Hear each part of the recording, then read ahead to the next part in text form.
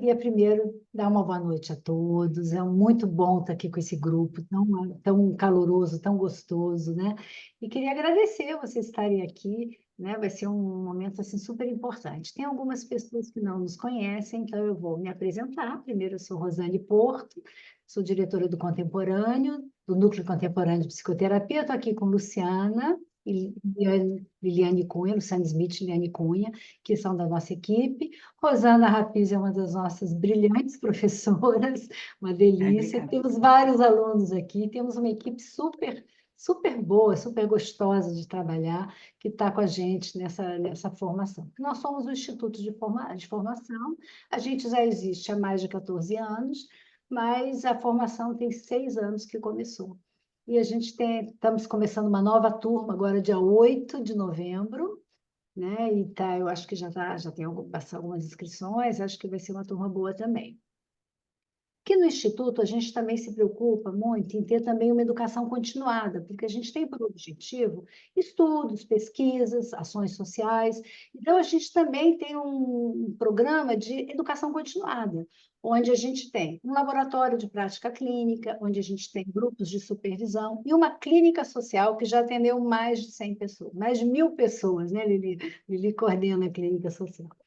Então, como eventos, a gente tem sempre o Papo de Família, que é um espaço onde a gente conversa com pessoas mais leigas, e esse espaço aqui que a gente está inaugurando, né, que é um espaço, que é um ponto de encontro com diálogo com terapeutas, em que a gente pretende fazer um lugar de conversa. Já temos organizado até o fim do ano um espetáculo, várias pessoas ótimas, sendo que a Uau! próxima, Helena, que vai falar sobre Ah, crianças, Helena! né? Vai falar sobre educação de criança, terapia com crianças, né, Helena? Nem lembro o nome, como é que foi, como é que ficou? Instrumentos para trabalhar com criança. Você está com o microfone fechado. O meu superego fecha sempre o meu microfone porque eu falo muito. Que bom. O nome que eu dei foi Atendendo Crianças, Ferramentas Conversacionais. Ótimo, ótimo nome, acho que muito interessante, dia 27 de setembro. É o próximo após a Rosana, que hoje está aqui com a gente. Eu acho que a Rosana dispensa apresentações, né, Rosana? Mas eu vou falar alguma coisa, porque, né? Rosana, então, é psicóloga, mestre e doutora em psicologia social, eu acho que mestre em psicologia, né? E doutora em psicologia social pela UERJ, né? E terapeuta de família, trabalha com grupos, né? Processos coletivos, autora de livros como Terapia de Família e de Instrução à Construção, Entre Laços e Nós, conversando sobre divórcio, foi o último papo de família que ela trouxe aqui para conversar com a gente, que foi ótimo. E assim, Rosana é uma professora muito querida, como eu disse aqui do nosso curso. Hoje, Rosana teve uma ideia que eu achei muito interessante, a gente conversando, né, de trazer esse tema. Como as questões sociais atravessam a clínica com família. Rosana, como você chegou? Queria que você contasse um pouco a história de como você chegou nesse tema, nessa pergunta que hoje estamos aqui propondo essa conversa. Conta Ok. essa história. Ah, bom, primeiro, boa noite. Super obrigada pela chegada de vocês até aqui numa sexta-feira, né? À noite, assim, sextando.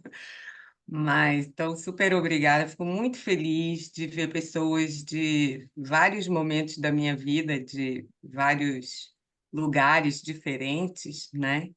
Então, é muito reconfortante, assim, fazer parte de uma rede, né, como essa. Então, tem duas maneiras da gente chegar, né? Uma, a Rosiane estava falando sobre... A gente estava conversando, agora eu já não me lembro mais sobre o quê, pensando em ideias e tal, e começamos a conversar sobre algumas das minhas experiências, né, nos últimos anos, e em que eu vivi o impacto, né, de entrar. Eu estou há 10 anos na UERJ, né? Há 10 anos eu sou professora adjunta da universidade. E quando eu entrei para a universidade, eu passei num concurso que o tema do concurso era família. A disciplina que eu dou lá é psicologia e instituições familiares. E eu estou dentro de um departamento que chama-se Departamento de Psicologia Social e Institucional. O concurso que eu fiz era para esse departamento mesmo, e eu fiz doutorado em psicologia social. Então, quando eu fui mudando e resolvi fazer esse concurso, eu já sabia que eu ia parar nesse departamento, só não sabia o que ia acontecer comigo.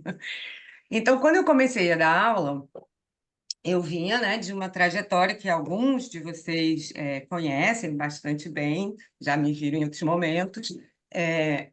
Já era professora de formação em terapia de família, já trabalhava há muitos anos nisso, né, muitos anos mesmo, e sempre tive uma preocupação com os contextos mais amplos, etc. tal. Mas, quando eu cheguei na universidade, e fui montar minha disciplina, eu percebi que eu tinha muitos livros, muito material, muitas coisas sobre terapia de família, e eu tinha estudado muito pouco sobre família, né? E isso foi algo que me chocou, assim, a mim mesma, né? Eu falei, gente, eu trabalho com isso há 30 anos e eu fui muito poucas vezes, né?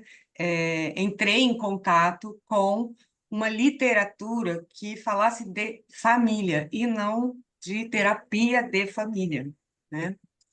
Isso foi super angustiante, porque eu ia dar uma disciplina e eu não tinha nenhuma bibliografia para fazer. Comecei a procurar, comecei a catar e tal, foi tudo bem.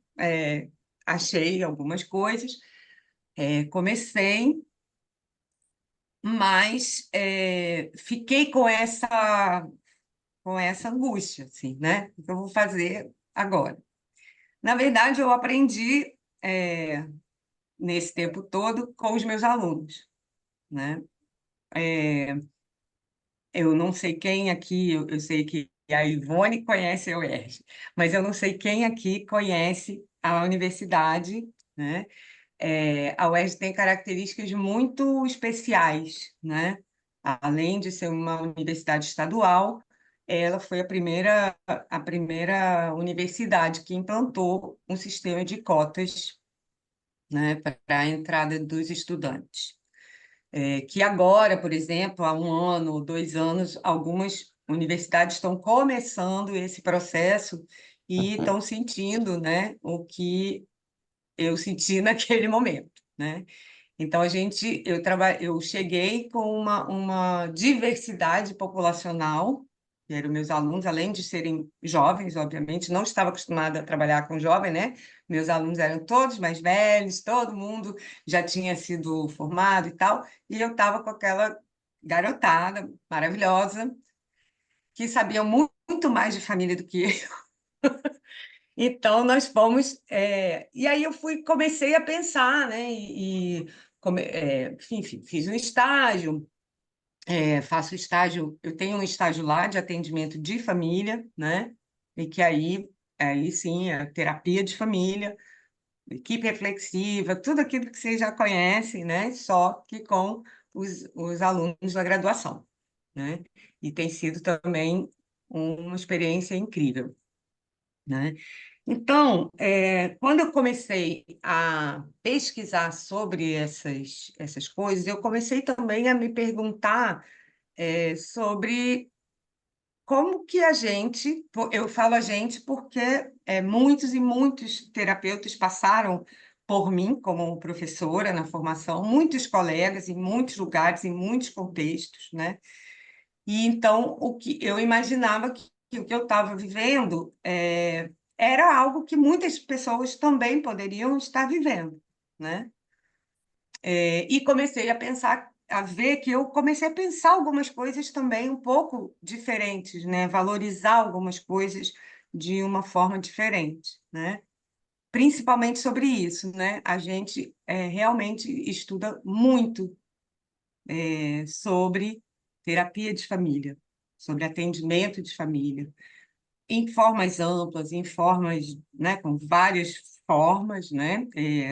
Muitos daqui, né? Assim como no contemporâneo, no NOS, a gente adota uma perspectiva pós-moderna e construcionista, né? O construcionismo ele vem da psicologia social também americana, e tem outras 1000 contribuições que vão chegando depois, mas a gente também conhece o construcionismo muito voltado para a terapia, né? E eu comecei a pensar que diferença faz eu começar a pensar mais sobre família do que sobre terapia de família. Não mais, mas assim, mais porque eu não pensava nada, né? Então, assim, claro que eu pensava, eu sempre gostei muito da questão social, né, da sociologia da família, inclusive no meu doutorado, estava na psicologia social, então eu pesquisei muitas coisas que também já abriram o meu leque de ideias, né? Então, assim, a entrada na universidade, na verdade, foi o que me fez mudar uma chave aí, né?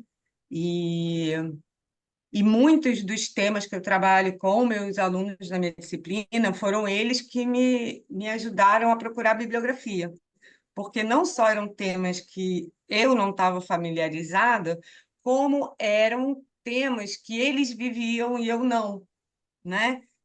Temas como, né, são pessoas pretas, pessoas gays, pessoas que moram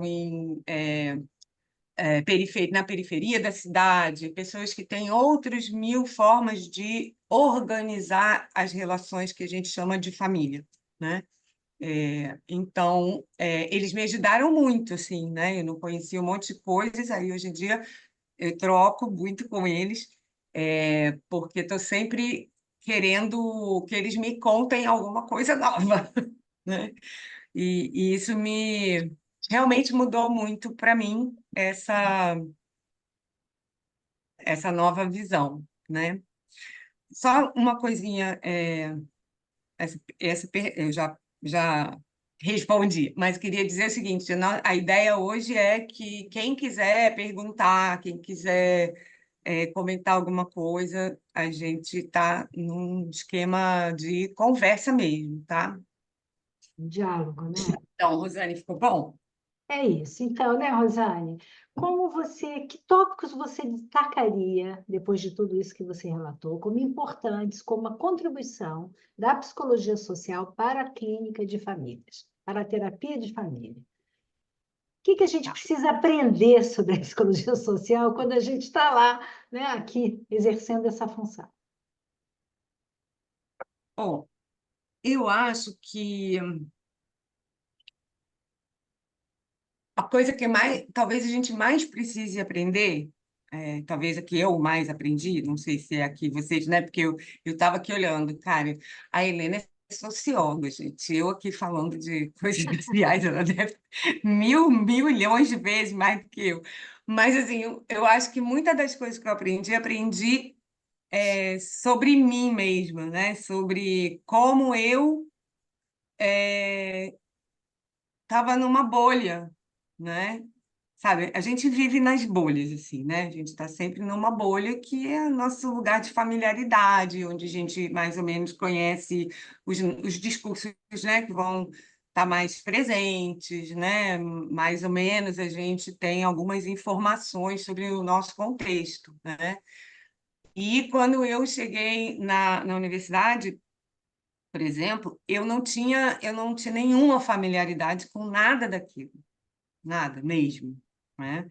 Então, os temas, eu comecei a pensar, né, e conversar e ver mais ou menos como fazia, e eu hoje em dia eu trabalho com alguns temas que eu acho que são importantes para qualquer pessoa que trabalhe com família em qualquer circunstância. Minha disciplina não é de terapia de família, minha disciplina é de família. Então, eu tenho que lá também me cuidar internamente para não começar a ser uma terapeuta de família ali falando, né? Meu lugar é diferente. Então, eu comecei a ver quais que temas atravessam, né, a família nesse momento. Todos, milhares, né? A gente sempre acaba o final da disciplina dizendo assim, gente, tudo que a gente fala tem a ver com família, né? Não tem nada que a gente fale que não apareça de alguma forma esse tipo de relação. Mas a questão é de que família a gente está falando, né? Quem é a família que a gente fala? Existe uma família? A família, né? Para mim não existe uma família. Para mim existem muitas formas de se organizar relacionalmente que a gente chama de família. Porém, a gente tem, sim, modelos, expectativas sociais que são mais hegemônicas, que são mais destacadas socialmente, né? Que são mais modelos, né? E que esses modelos numa boa parte das vezes, eles são, às vezes, dependendo das situações, quase fictícios mesmo, né? Assim, eu chego numa turma e falo, bom, gente, como é que... E é muito interessante, comecei a ver isso comigo, com os alunos, desde da época do doutorado mesmo, faziam um exercíciozinho, perguntava assim, o que vocês... A primeira palavra que vem para vocês quando vocês pensam em família, né? Aí aparecia, vou dizer assim, 80%, vamos lá, quem quiser fala aí, amor, apoio, é, solidariedade, carinho, um monte de coisas assim, parecia muito. E, eventualmente, também aparecia alguma coisa do tipo, enfim, parente a serpente, né? Assim, algumas coisas assim mais difíceis. Mas eu diria que entre 80% e 90% as pessoas traziam essa família, né? Que é essa família que a gente tem idealizado, né? Como um modelo idealizado, que ainda que a gente perceba que a prática é distante do que esse modelo aparece para gente, mas ele está presente em muitos lugares, né? Inclusive para nós, né? E ele é tão presente que, como a gente conhece, né, como a gente que trabalha com construcionismo sabe, ele é tão presente que ele fica invisível, né? E ele é tão presente que a gente não percebe que a gente está operando a partir dele, de maneiras muito sutis, né? Então, quando você... Aí brincava com eles, né, na disciplina, falava, então tá, então, e quem é que tem isso na família, né? Aí já diminuía um pouco, diminuía bastante. E aí depois eu falava assim, muito bem, então, vocês sabem que a maior parte da violência contra a mulher e a criança é dentro da família que acontece? Então, essa família que é apoio, nananã, nananã, nananã, também é responsável pela maior parte dos feminicídios, da violência familiar, né, vocês viram a aula hoje, quem estava aí na aula com a Marlene, né, com abuso sexual, outros tipos de abuso, acontece dentro da família. Como é que a gente sustenta essas duas coisas totalmente diferentes, né? A família é isso e é isso também, né? Enfim, se alguém ia falar, não ouvi um... Então, Então, mais ou menos começou por aí. Então, eu diria que a primeira coisa que eu acho que um terapeuta precisa saber, de alguma forma, ele já sabe que é olhar para ele. Só que quando olhar para ele, é olhar aonde ele está posicionado socialmente, né? Quem sou eu nessa sociedade, nesse contexto, e da onde eu venho, né? O que que eu tenho, qual é o meu lugar de privilégio, de não privilégio dentro desse lugar, como eu, como que esse posicionamento ele se conecta com o posicionamento das pessoas com quem eu estou, que diferença faz isso para eles e para mim, né? Hoje em dia, por exemplo, eu estava outro dia conversando com, eu nem sei onde que eu estava, sei lá, não sei se era aula com você, com outra pessoa, não me lembro mais.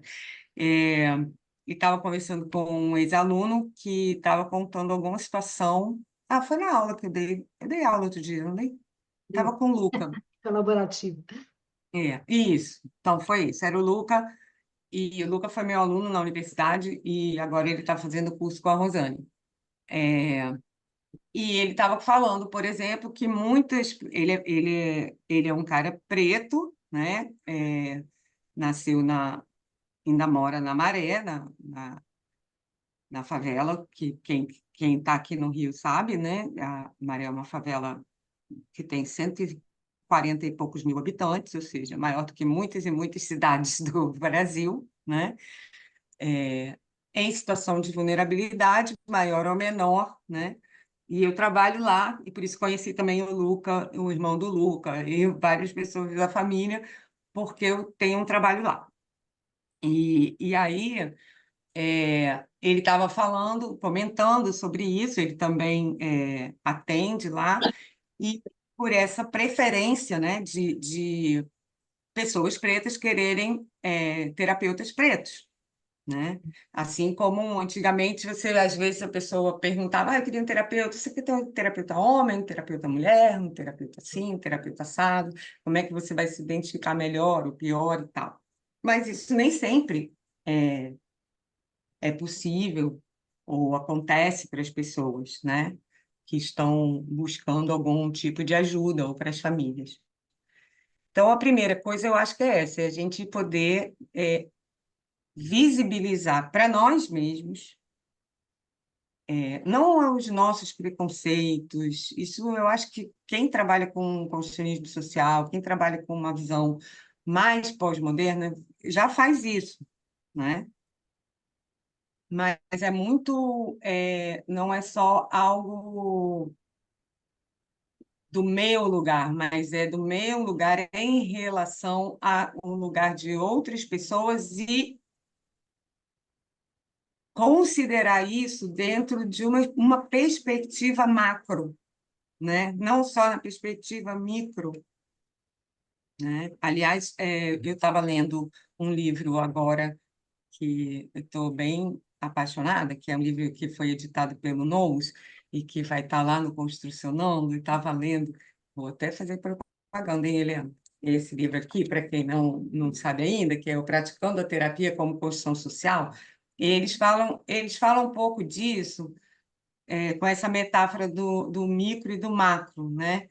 Que o construcionismo, eu me lembro bem quando eu comecei a estudar construcionismo, que trazia uma coisa que era a vida cotidiana, né? O construcionismo ele vai focar naquele cotidiano relacional, né? Quando eu trabalhei com divórcio, eu trabalhei muito focando isso. Claro que aconteciam questões sociais num grupo, né? Quando você está trabalhando com várias pessoas, e claro que isso aparecia, mas o nosso foco era como que essas relações elas constituem, né? Significados e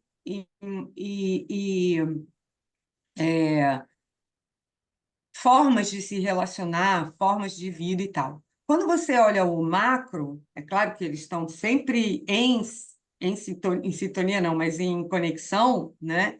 Quando você olha o macro, você tem várias questões que atravessam as famílias, mas que dificilmente chegam ao consultório, né? Pelo menos ao consultório da maioria de nós, né? Quando está no consultório, né? Então, acho que, por exemplo, as políticas públicas sobre família, né? A família, esse modelo de família, a maioria desse modelo, ele é o que é o esteio da maioria das políticas públicas. Então, quando a política pública é criada, ela é criada, isso está mudando bastante, ainda bem, mas ela é criada a partir de uma ideia de família, que pode ser a família mãe, pai, filhos, pode ser a família da mãe solo, né? A mãe e os filhos, que é uma família muito comum na nossa sociedade, mas que é vista como uma família em uma situação de vulnerabilidade, né? Não é vista como uma família, até porque fica mesmo vulnerável, porque tudo isso acontece, né? Essa expectativa de ser uma família que é hétero, com um homem e uma mulher e a sua prole, essa família, né? Ela é o ideal de família. Ainda que a gente tenha avançado bastante em muitas questões familiares, essa família está no imaginário da gente e da própria família que chega, né? Então, quem de nós que atende família, e na época que eu comecei a trabalhar, o must era o divórcio, né? Trabalhei um montão de tempo nisso. Hoje em dia já não é tão must assim. Mas, quando a gente começava a atender as famílias que tinham se separado, elas traziam o quê? Que elas eram famílias desestruturadas. Mas não era só elas que achavam isso, as escolas achavam isso, a gente achava isso às vezes, né? O entorno social dessas famílias tinha essa ideia, e isso produz outras coisas, né? Mas aqui no nosso país não produziu coisas que seriam até boas e que em outros países produz. Por exemplo, eu tinha uma cliente que ela mora em Paris. E ela era casada com um filho bem bebezinho e se separou com esse filho bebezinho. Existe um monte de políticas públicas. Ela não está em situação de vulnerabilidade, nada disso, tá? Ela tem trabalho, tem tudo.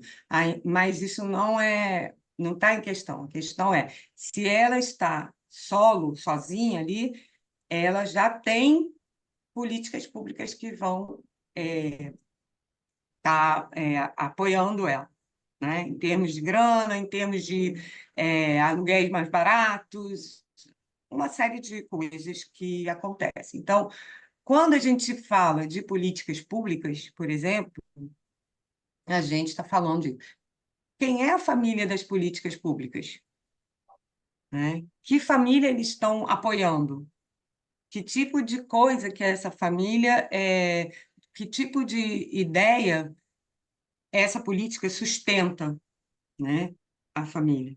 É uma família, por exemplo, e dependendo do tipo de governo do momento, a gente vai ter alterações nisso também, né? E isso interfere em inúmeras coisas do cotidiano dessas famílias. Então, se ela pode chegar, por exemplo, as famílias podem chegar no consultório com uma questão. A Sheila McNamee fala disso lindamente, assim, eu sou muito fã, tiete da Sheila, e ela fala muito isso, né, que a maioria dos problemas que chegam para os terapeutas poderiam ser melhor resolvidos na comunidade, porque eles vêm da comunidade, né? Então, a gente tende, né? Não acho que é todo mundo, não é isso, mas a gente tende a olhar aquele cenário ali e às vezes, até desconhece, né?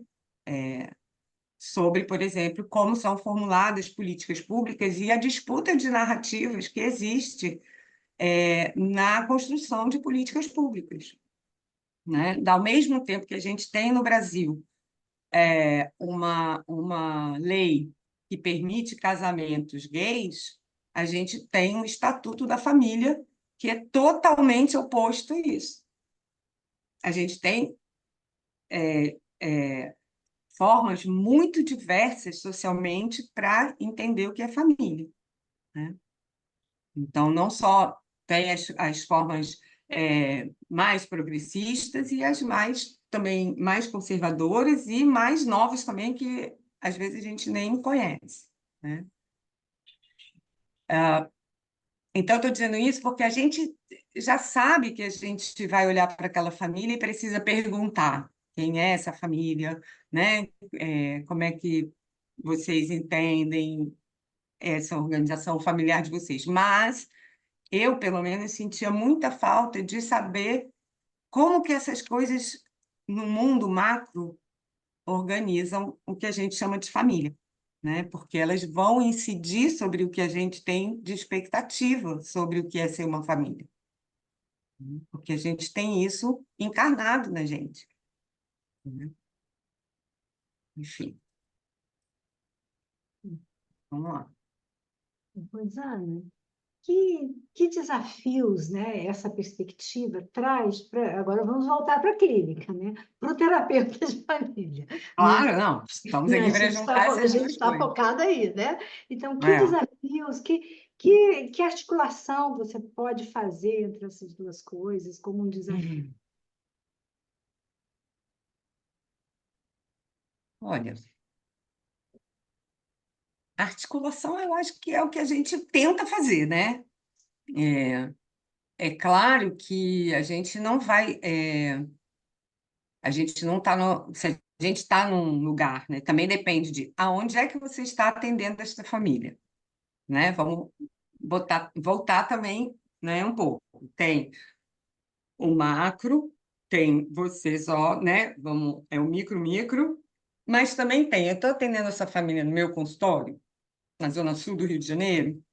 Eu estou atendendo essa família no serviço de psicologia da universidade. Eu estou atendendo essa família no SUS, na escola.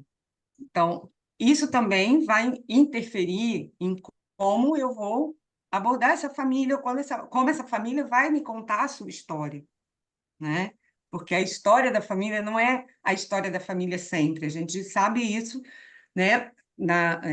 Nessa visão narrativa, né? A família vai contar uma história também para aquela pessoa que está ouvindo, e isso também transforma essa narrativa, né? Então, se ela vai para o doutor lá, que é, né, de jaleco, né, de que está lá no SUS, mas está todo diferente dela, né? Ela vai contar uma história. Se ela vai contar a história para ela, para o vizinho, ela vai contar outra história.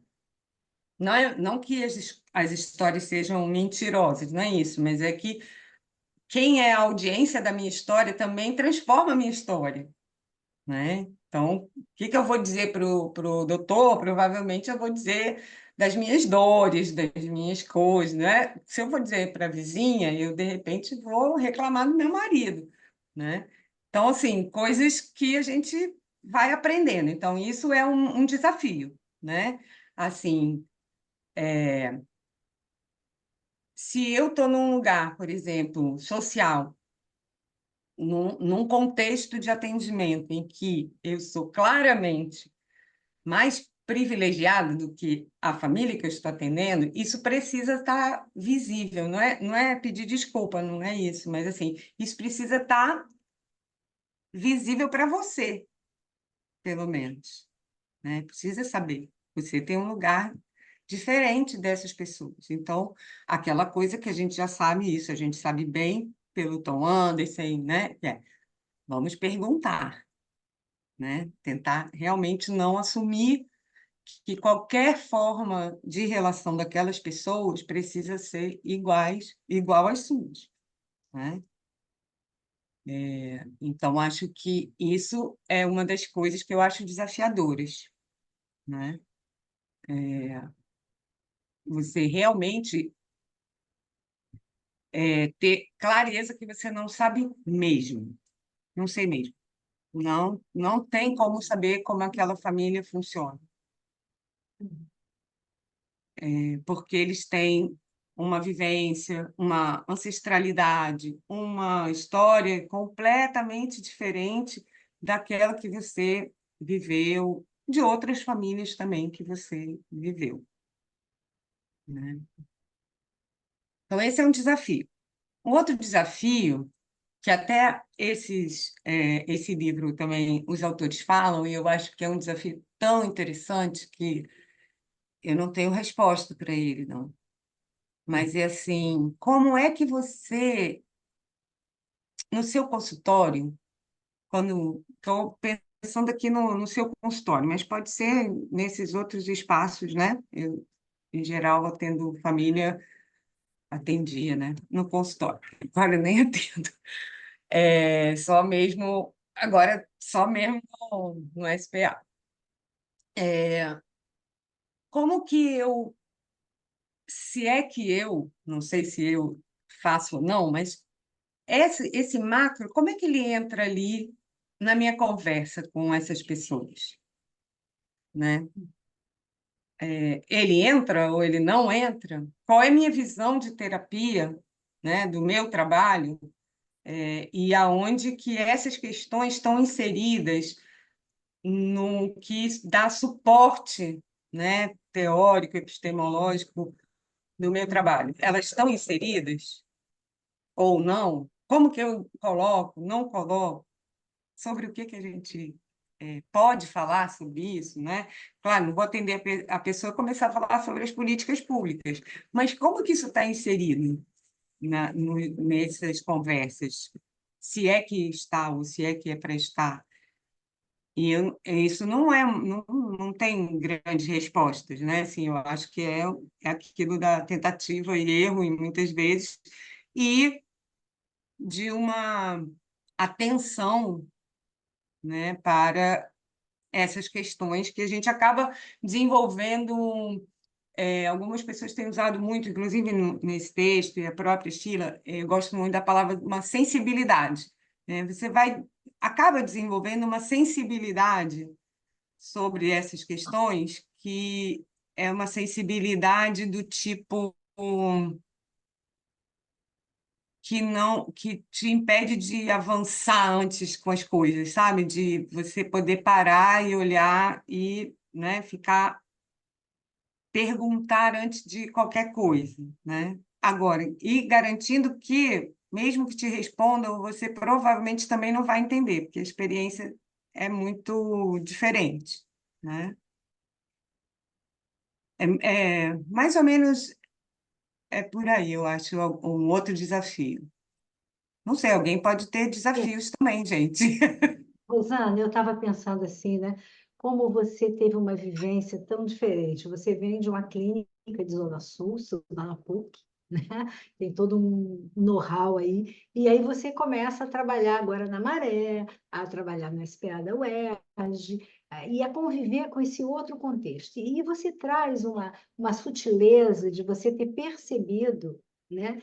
Que como você precisa, além do que a gente já vê no construcionismo social, do que a gente fala, de Uhum. estar curioso com relação às especificidades, à diferença, nesse momento você traz você amplia um pouco e diz, gente, a gente precisa pensar nas diferenças sociais, culturais, econômicas, que de alguma forma interfere e que se a gente não tiver consciência, a gente vai estar tomando como se a gente já soubesse, né? E, na Uhum. verdade, a diferença precisa ser muito pontuada, precisa ser realmente a gente se despir, né, daquilo que a gente vê, ou pelo menos reconhecer claramente de onde a gente está falando, para poder construir uma ponte, construir um lugar de entendimento. E eu acho que isso é um grande desafio, né? Porque é Uhum. difícil a gente abandonar a nossa forma de ver, por mais que a gente tenha consciência, né?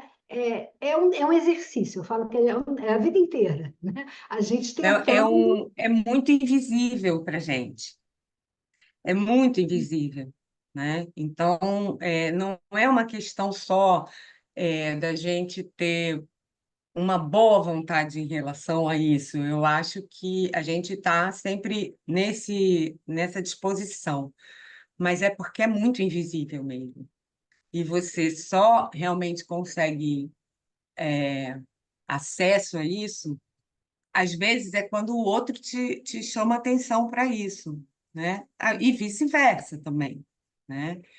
Então, eu considero que essa experiência me trouxe isso, sabe? As pessoas me mostraram alguma coisa que eu não era capaz de ver. Sempre fui uma pessoa com uma visão crítica, mas não é só isso, é isso que você falou, é sair de um universo micro e começar a pensar como que os macro interferem aqui, como atravessam a gente o tempo todo, né?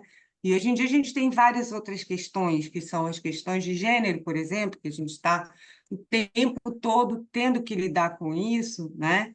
E outro dia eu li uma coisa, não sei aonde, que não era nesse livro, ou talvez tenha sido, não sei, pode ser que tenha sido, porque eu tenho lido ele, que fala que todas essas questões, obviamente, já existiam, eram questões que estavam muito pouco visíveis, né? Porque assim funcionava a vida, né? Mas que os grupos que a gente chama de minoritários, que às vezes são até majoritários em termos de quantidade, mas que são minoritários em termos de privilégios e de acesso a uma série de coisas, a internet trouxe a possibilidade de voz para essas pessoas, né? Então, isso começou a aparecer de uma maneira muito diferente, a questão de gênero, a questão LGBT, as questões de abusos, isso começou a aparecer de uma forma muito fácil, porque a pessoa vai lá e fala alguma coisa, conta uma experiência, né? E isso começou a ficar mais visível e mais impossível de você não entrar em contato. Claro que tem muitas formas de entrar em contato, né? Você tem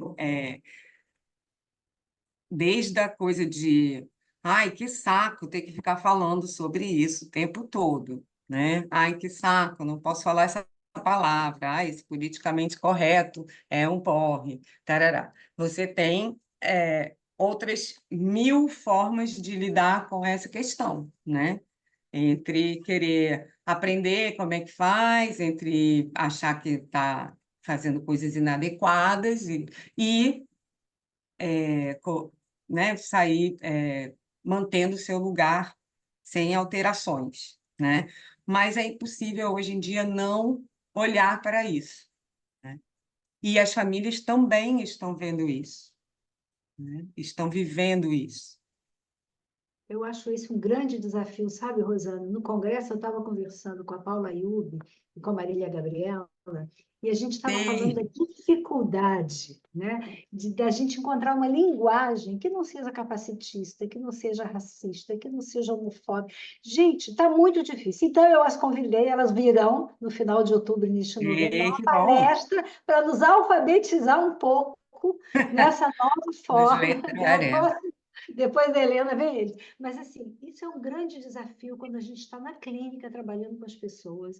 Você Uhum, encontrar uma linguagem que não seja, de alguma forma, que exclua, que promova acolhimento, que eles se sintam também, né, em um contexto com ressonância.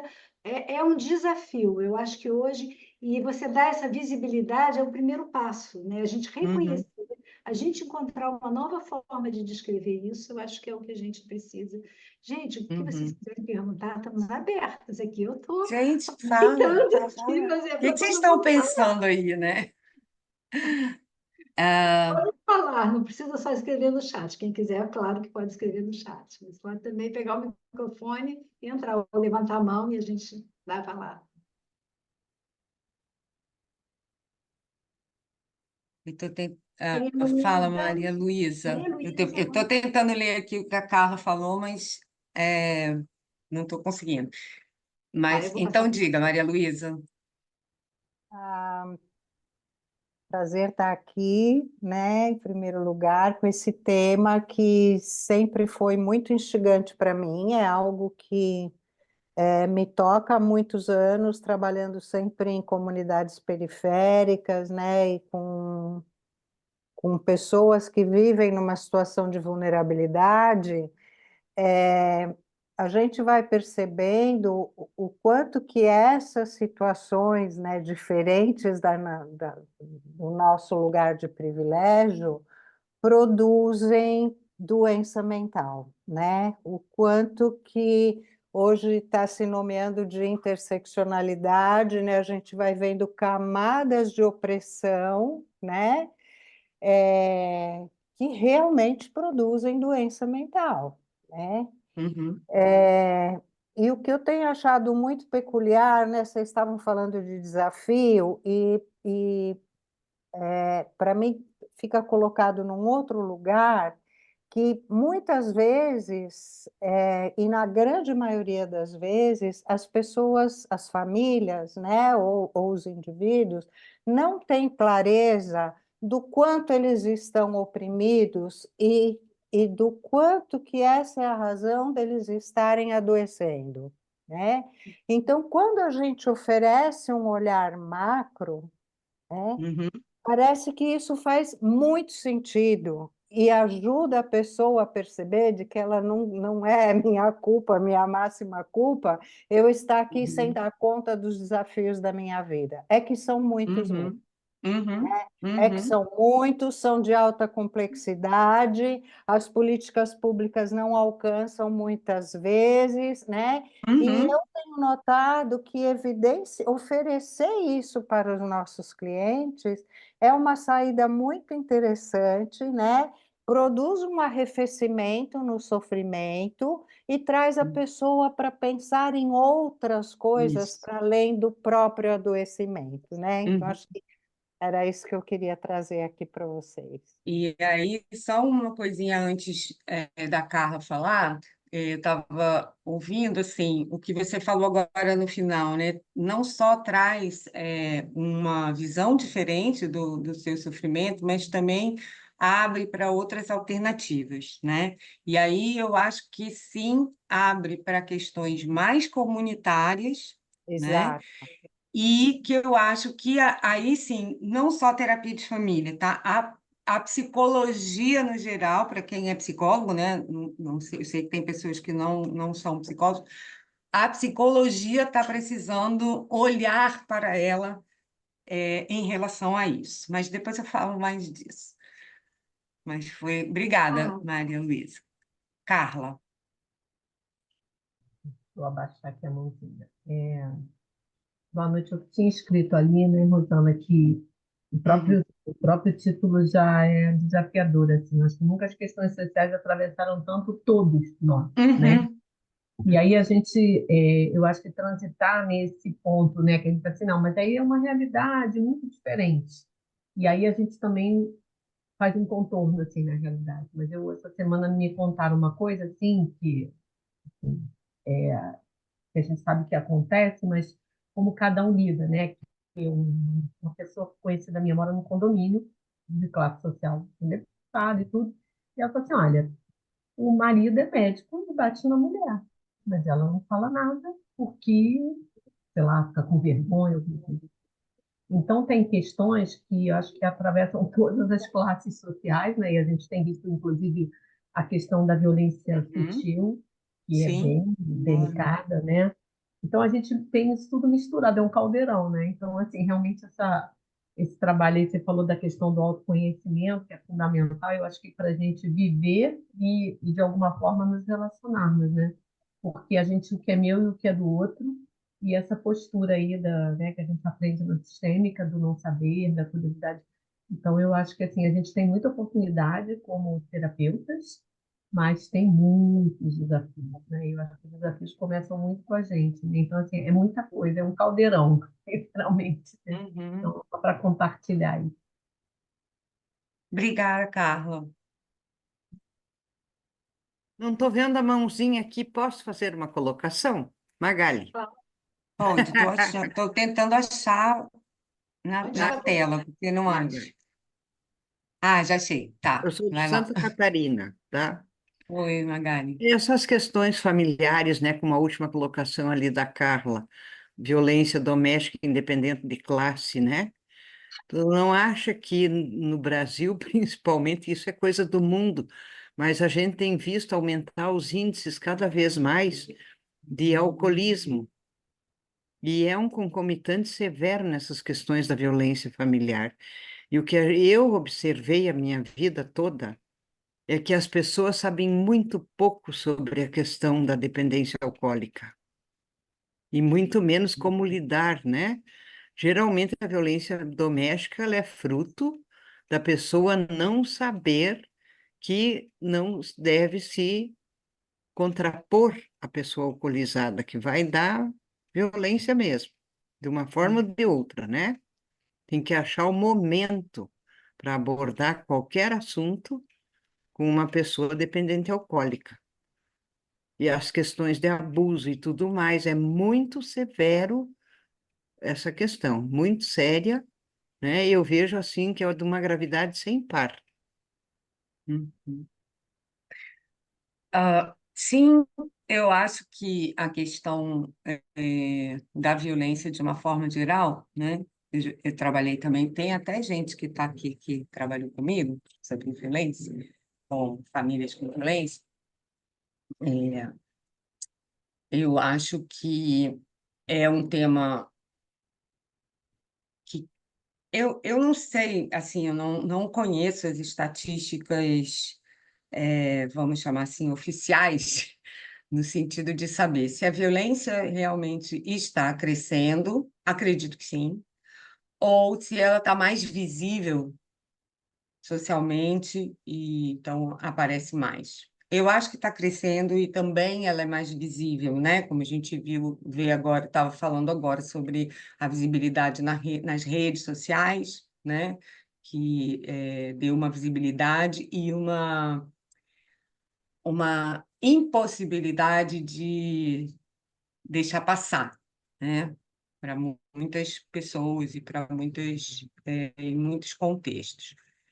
Mas a experiência que eu tenho, Magali, que já tem bastante tempo que eu não estou trabalhando direto com isso, mas trabalhei durante alguns anos num projeto do NOS, ainda aqui no Rio, durante alguns bons anos, fazendo pesquisa sobre essa questão. Acho que coisas mudaram, né?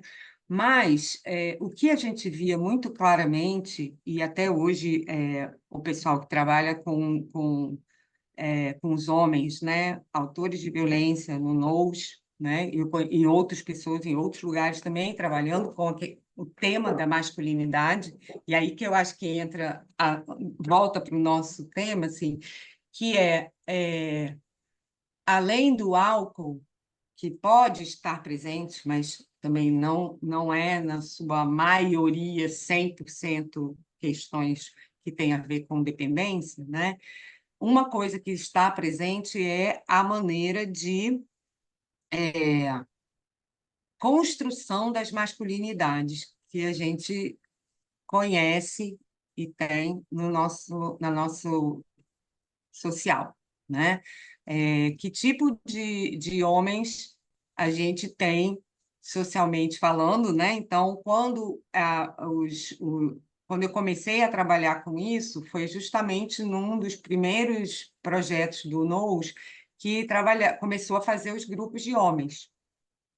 E a gente percebeu também que a gente tinha uma série de preconceitos, preconcepções sobre o que gerava violência.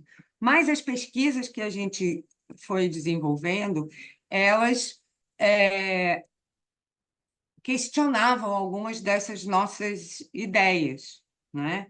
E a gente foi percebendo que os homens, por exemplo, eles, quando a gente fazia lá, os homens que estavam no grupo, né, que cometeram violência, vieram enviados pelo juiz, por pessoas da justiça e tal, como parte lá do programa. Aí, quando você via, muitas vezes, esses homens estavam desempregados e estavam numa situação de vulnerabilidade, entre aspas, em relação a essas mulheres, né? Então, a questão do álcool também, às vezes, ele entra aí, né? Num lugar de vulnerabilidade de uma pessoa que está desempregada, ou de quase todos os homens que estavam no grupo, que não quer dizer todos os homens que, né, fazem violência, mas que estavam ali, eles tinham histórias de serem vítimas de violência em outros, né, na sua história de vida, né? Então, assim, é multifatorial, né? São muitos fatores que levam a esse episódio ou esse tipo de relacionamento, né? Não acho que é um episódio, acho que é uma forma de se relacionar, né? Fora o fator mais macro de todos, que é que a nossa sociedade legitima e incentiva interações violentas para resolver conflitos, né? Então, assim, a gente Eu achei pode muito entrar em... interessante a tua colocação sobre a construção da masculinidade, o que também eu acho Uhum, uma gravidade sem par, né? uhum, As formas como são construídas, né? E isso vai passando dos ancestrais para as demais gerações, né? Uma coisa difícil, bastante difícil, né? uhum, E outra coisa também em relação ao álcool, né? O quanto é incentivado. É impressionante, dependendo da cultura das pessoas, o tipo de uhum, família, né? Que a pessoa, o contexto onde ela vive, é uhum, normal tornar-se dependente. Quando a uhum, hereditariedade tem também um concomitante tremendo na questão, né? uhum. Sim, sim, sim. É o que eu digo, é multifatorial, né? O que a gente hoje parou aqui para pensar é quais os fatores, né, sociais que vão estar presentes ali, ou vão estar invisíveis para nós, ou que podem nos ajudar, né? Então, quando a gente está pensando, por exemplo, que os homens são socializados mais para a violência e as mulheres são socializadas mais para o cuidado, né? Você tem uma conexão necessariamente um pouco tóxica, né? Então, assim, quem trabalha aqui num hospital, por exemplo, ou num serviço qualquer de saúde mental, você vai ver quem são as pessoas que levam os pacientes para esses lugares. As mulheres. Ou é a mãe, ou é a tia, ou é a avó, ou é a namorada, a mulher, a filha, né? É difícil você ver homens nesse lugar de cuidado de serem cuidadores de pessoas que estão em situações de saúde mental complicadas ou de saúde normal, né? Qualquer saúde, né? Então, isso faz parte de um tipo de socialização de gênero, né? De tarefas diferentes para gêneros diferentes, e são gêneros, né, binários, ou você é homem ou você é mulher, e cada um tem as suas prerrogativas, né? Então, apesar de que mudou um monte de coisa, não sei o quê, não é mais só o homem provedor, blá, blá, blá, mas a gente vê isso, já pesquisei muito sobre isso, porque eu trabalho também, eu tenho estágio também em dois, um já saí, que é numa unidade de psiquiatria, no ambulatório de psiquiatria, e o outro agora estamos tentando fazer um grupo com cuidadores de pacientes de saúde mental na policlínica da universidade, né? Então, o que você vai ver é que só mulheres estão envolvidas no cuidado com os seus familiares que estão com algum problema de saúde mental. Isso é uma questão social, é uma questão não só social do macro e tal, mas também uma questão do nosso imaginário da mulher como a cuidadora mor de todas as pessoas da família, das relações entre as famílias, entre as pessoas, né? Então, a gente tem isso claramente. O grupo é sempre um grupo de mulheres,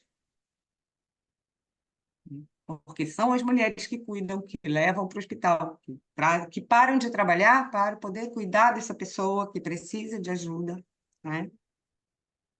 E aí, outro dia, a gente atende uma família lá no serviço de psicologia, que veio dessa unidade de psiquiatria, que é uma mãe e um filho adulto de 30 e tantos anos, né?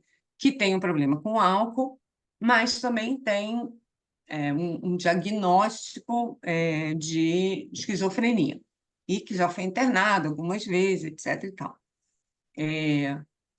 E a questão ela não quer mais cuidar dele. Não quer, ela quer ver a vida dela. E aí é interessante isso, porque, assim, não sei onde, assim, não estou me lembrando agora, mas eu acho que o pai existe, mas ele não se envolve com essas questões. E ela não quer mais morar com ele. Só que faz? Não sei também. Ele tem esses diagnósticos, mas ele funciona razoavelmente bem. Aí, eventualmente, ele começa a beber, faz parte de todo esse quadro, e aí ele acaba sendo internado de novo. Mas o fato eu acho que, assim, talvez tenha sido a única pessoa que eu vi nesse tempo todo, né, dentro desses serviços, que ela fala, eu não quero mais cuidar, eu quero cuidar de mim. E você não tem alternativas ali, né, dentro dessa... Aí entra o social, né, assim, não tem... para você ter uma residência assistida, né, de saúde mental, isso não é fácil, não se consegue, sei lá quantas poucas tem aqui no Rio, você não tem recursos que não seja a família cuidar e a mulher cuidar. Então, isso é um atravessamento importantíssimo para a gente estar lá atendendo essa família. Então, podemos conversar sobre muitas coisas, mas tem um lugar que é onde a gente esbarra, né? Kelly,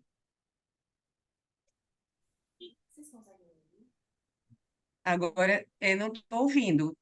Será que você está desligado o microfone?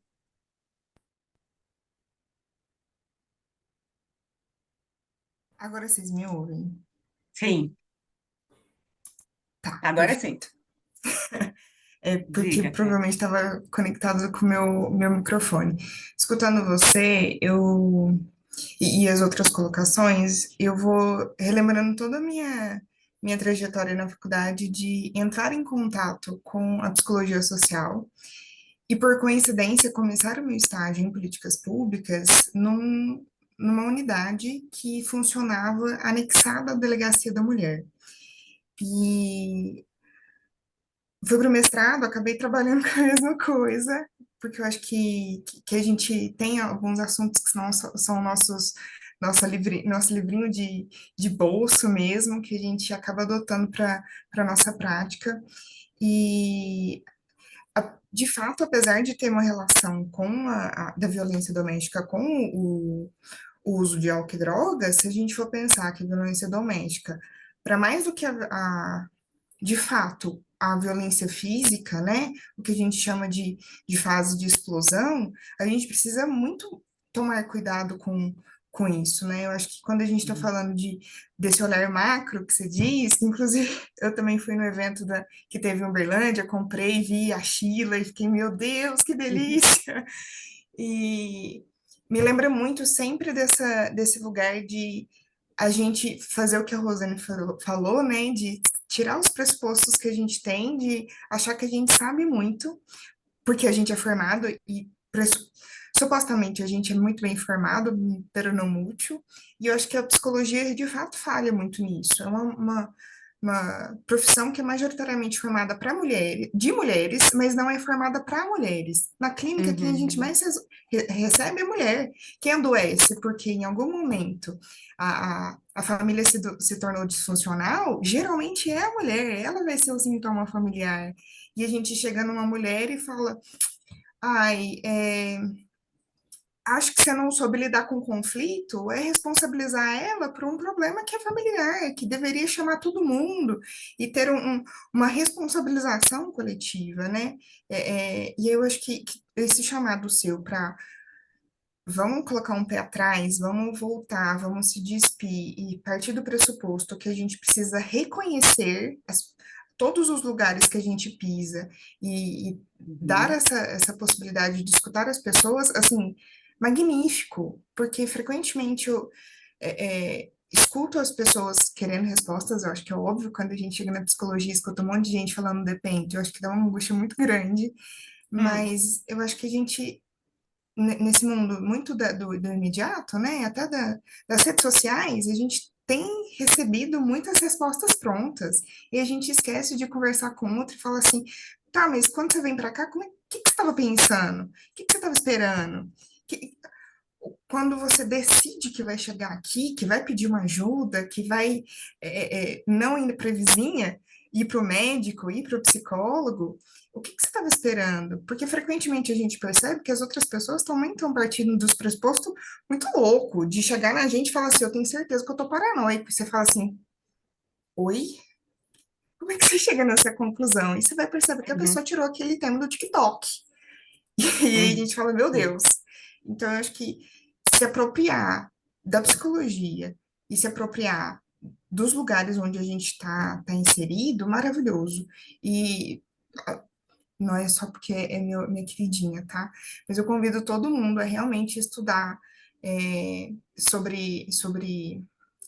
talvez sobre não feminismo. Eu entendo que algumas pessoas não são tão adeptas da abordagem, mas estudar sobre questões de gênero, porque apesar de ter sido, sim, os movimentos feministas que começam a fazer estudos de gênero, das questões de gênero, mesmo que não for pelo viés feminista, entender que existem lugares onde as dinâmicas funcionam de formas diferentes é essencial quando a gente vai ser Uhum. psicóloga.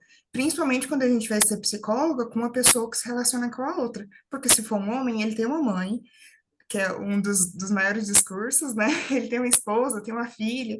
Se aquela mulher, ela pode, como eu não lembro quem foi, mas ela pode achar que ela é a responsável daquilo mesmo, porque a igreja contou, Uhum. porque a família contou, porque esse marido ficou o dia inteiro falando na cabeça dela que é culpa dela ter apanhado, porque ele já estava Uhum. nervoso quando ele chegou em casa. Ela viu que ele não estava bem. Por que ela irritou ele? Se ela sabia que não ia dar certo. Então, eu acho que eu queria fazer esse convite também, né, de da gente olhar para nós mesmo. A gente é uma parcela muito ínfima da ciência e a gente merece atenção e a gente merece cuidado e estudos que falem, olha, para mulher é diferente, para mulher é assim, assim, assado. Não, eu sei que eu falei demais, desculpa, mas era só isso. Obrigada, Kelly. Muito obrigada. Vamos, tem mais Cristiane e Helena. Aí eu vou comentando tudo que ainda quero falar um Oi, pouquinho bem rapidinho. da Posso falar, psicologia. Rosana? Fala, Tudo bom? pode, Boa noite para Cris, todo pode. mundo. Oi, tudo bom, É, Cristiane? tudo jóia, querida. Talvez a minha contribuição, agora depois da intervenção da Kelly, se perca um pouquinho, mas eu estava lembrando só quando estava falando das vezes quando uma mãe manifesta, né, a vontade de não cuidar de um filho esquizofrênico, com problema de alcoolismo, barará, quantas outras também manifestam isso com relação aos pais idosos em processos de demência, e como que isso é pesado de desresponsabilizar essa mãe que Uhum. chega com esse tipo de demanda, ou essa mulher, né? Essa filha que chega Uhum. com esse tipo de demanda também, que é uma coisa presente que eu também percebo chegando nos consultórios, né, nas clínicas da gente. Sim, Era uma contribuição só com relação a esse aspecto, sim, que mas é dentro do nosso. importantíssimo. E que dentro das políticas públicas, né, os filhos são responsáveis por cuidar dos pais idosos, né? E Uhum. como que isso é Uhum. complicado também. Enfim, era só uma contribuição Sim, nesse é sentido, tá? como como a gente pode cuidar dessa mulher sem patologizar, né? Sem medicalizar o que ela está vivendo, porque ela está vivendo algo que faz todo sentido, né? E que muitas mulheres não têm coragem de falar, né? E nem de tem um assumir. espaço onde possam falar, né, sobre isso, né? Era isso, mas Obrigada, Cristiane. obrigada a você. Helena, tem que Microfone, tirar. Ai. Tinha alguém na minha frente. já Não, falou. era Cris, era Cristiane. Era eu, já foi. Tá. É, eu queria falar uma coisa. A Rosana está citando algumas vezes esse livro, né, Praticando Terapia como Construção Social, e uma coisa que tá sendo uma ampliação da terapia, o construcionismo social não é uma teoria de terapia. O construcionismo social gerou conceitos para a psicologia social. Na terapia, a mais próxima do construcionismo social, que costuma ser considerada da Harline Anderson e das práticas colaborativas e dialógicas, focou no micro. Eu estou autorizada a falar isso porque o Gergen está falando isso agora. Eu me Isso, sinto legitimada. eu lia o prefácio, ele fala disso, né? E ele falou agora no pré-congresso, e falou num outro congresso que eu assisti, ele começou dizendo, eu quero fazer um meia-culpa. Enfim, a questão de abrir. Então, a questão é de terapia ser pensada como uma prática transformadora. Isso. A gente tem práticas transformadoras no consultório e fora do consultório. E eu queria falar de que nessas situações que estão sendo tratadas aqui, paciente grave, alcoolista, essas situações graves, o trabalho de grupo é muito útil. Quando eu participei de rodas de conversa da ABRE, que é a Associação dos Profissionais, Pais e Portadores de Esquizofrenia, ligada à Unifesp, né? Então, a terapeuta, cada um de nós, por mais delicada que você seja, por exemplo, essa mãe que não quer mais cuidar, que você vai ali, tem uma hora que ela fala assim, mora com ele.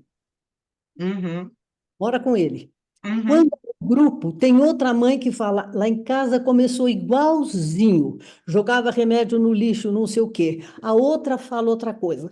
Agora eu estou trabalhando, estou participando de roda de conversa com mães de autista.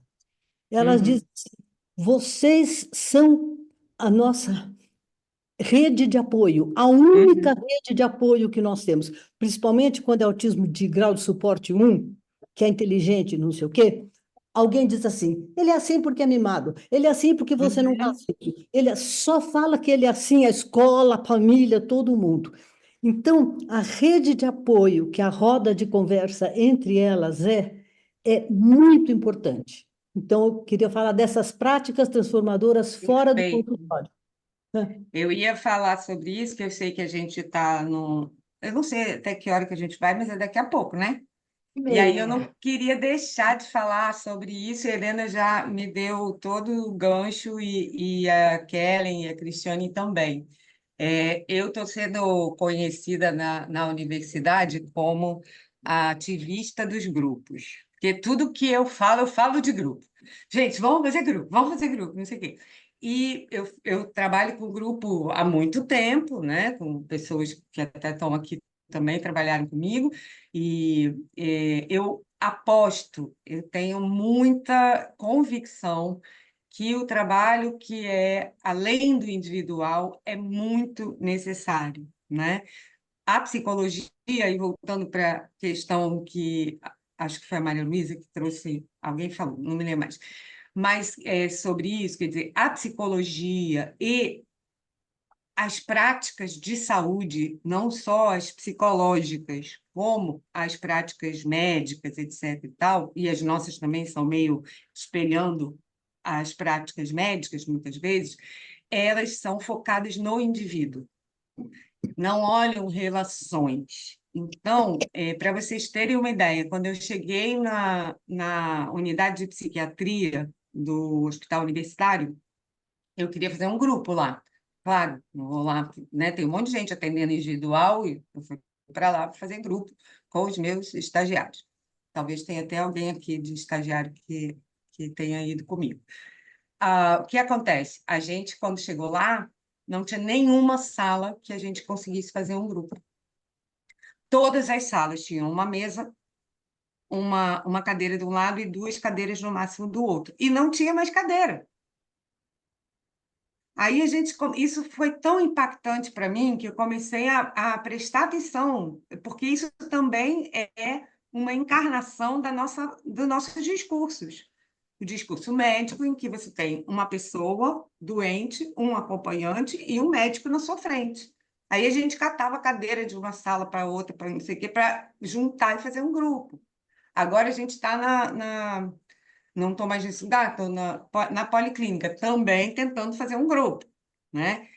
Todo mundo dá maior força, etc e tal, mas é algo que eles não absorveram ainda. A visão de tudo que acontece ali é colocado no indivíduo. O indivíduo tem tal problema. Nem na família, às vezes, consegue chegar. Então, por exemplo, na Maré faço 3 grupos, entendeu? Faço uma roda de partilha, faço um grupo com 23 jovens, né, que estão se formando bailarinos. Então, assim, aí é totalmente diferente, porque a comunidade já tem um espírito mais de se unir, né? E de resolver, como a Sheila fala, né? A maioria dessas coisas que a gente chama de doenças podem ser resolvidas comunitariamente. Então, é na comunidade que eles estão, que eles vêm, né? E eu acredito muito nisso que você falou, Helena, assim, eu agora tenho... e aí, assim, o que a gente pode fazer, né? O lance eu agora cheguei um pouco obrigada num lugar que tem um certo poder, né? Eu sou chefe do SPA da universidade. Tenho 300 e poucos alunos em estágio, 50 estágios acontecendo. E eu, desculpe a expressão, encho o saco de todo mundo para fazer grupo. E eu faço grupo. Eu sou a chata do grupo, entendeu? Porque eu acho um absurdo que a gente tenha quase 2.000 pessoas que se inscrevem e todo mundo quer atender individualmente. E não é por causa de que é muita gente, é porque o grupo tem uma resposta muito diferente do atendimento individual, que é ótimo também.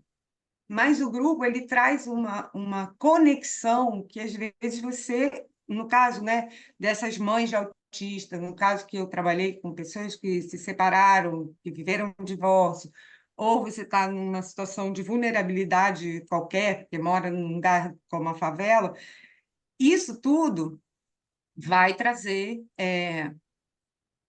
o grupo vai trazer outras soluções, não são melhores do que as outras, mas são novas soluções. Luana.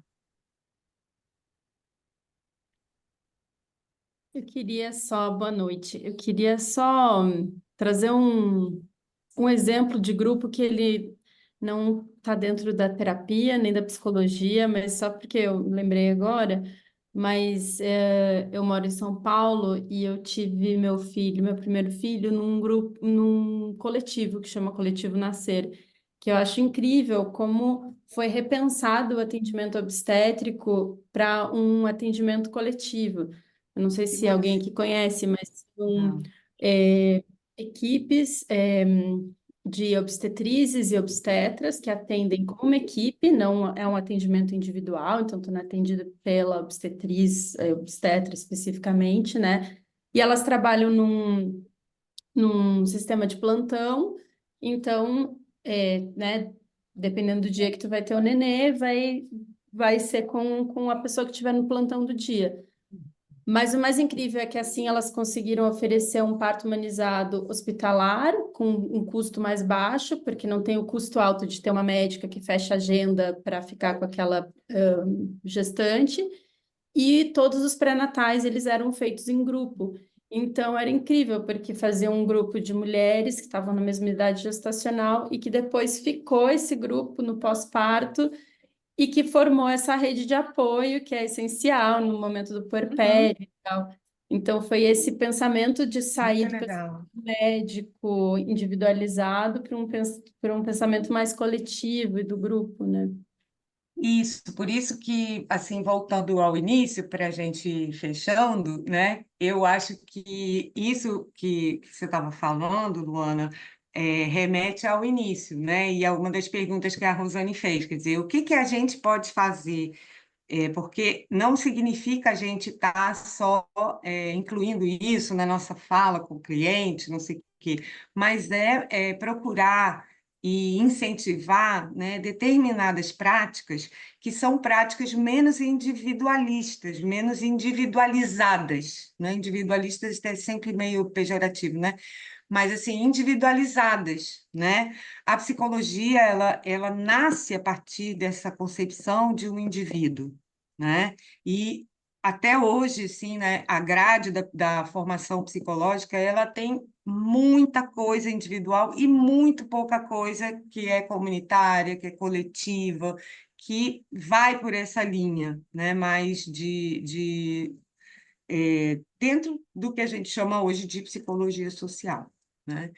Então, eu acho que a Sheila, voltando a Sheila, querida, eu sou fã, né, as fãs da Sheila, é, a Sheila fala também que nós precisamos ser ativistas, ativistas nesse sentido, né, de propor, contar para outras pessoas sobre essas coisas que são menos individualizadas e que abrem. Imagina, eu nunca tinha ouvido essa experiência que você falou, Luana, fiquei assim encantada. Como é, né? Porque, assim, por exemplo, o puerpério é sempre um terror para as mulheres, sozinha, e a mãe que cuida, e eu não sei o quê, nananana. E, de repente, você tem ali um grupo, você tem um pré-natal conjunto, você vai conhecendo as outras pessoas. Isso é tão potente, né? Não é a questão de, porque aí você é uma terapia mais barata, ou é porque tem muita gente, é porque isso tem uma potência que a gente não sabe aquilatar mesmo, né? Porque a gente vive num mundo em que o indivíduo é mais valorizado que o grupo. Então, se você tem uma terapia individual, é melhor do que um grupo, né? E não necessariamente, né? Isso é político, exatamente. Isso é um posicionamento político, e isso é uma questão política, né? Que a gente está vendo. Assim, eu acho que uma das grandes vitórias que a gente tem nesse campo, que não é da psicologia, detalhe, é a terapia comunitária, né? A terapia comunitária, que hoje em dia é parte das PICs, eu não sei falar, práticas integrativas, tarará, tarará, tem problemas para lembrar essas coisas, e que agora não só faz parte, como é uma política pública em muitos lugares, né? Então, acho que muito legal você trazer essa experiência, muito bacana. Espero que a gente consiga ter muitas outras experiências e promova experiências também em relação a isso, né? Que é muito importante, né?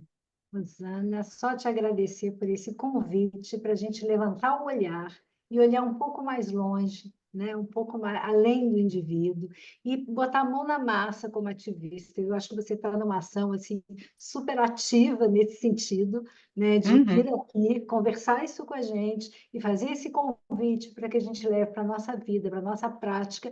Eu tive experiências de grupos assim no puerpério e sei de lugares que fazem isso, né, no público também, e é realmente Uhum. fantástico, um dos melhores amigos até hoje. Então, é uma rede que se cria, que você leva para a vida inteira.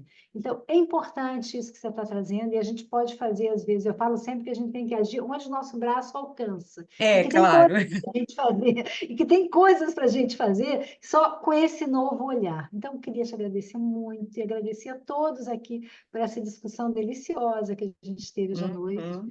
Assim, obrigada, obrigada. Não tem nem como Eu, agradecer. eu agradeço muito também a companhia de vocês e poder, na verdade, eu acho que eu estou começando a organizar essas ideias melhor, né? Podendo falar sobre isso e podendo falar do meu ativismo, que eu acho importantíssimo, né? Assim, que alguns terapeutas colocam isso, né? Como é importante você também ter uma ação social, né? Não só o social atravessa seu consultório, mas como é que você também vai para o social, né, com o seu conhecimento, né?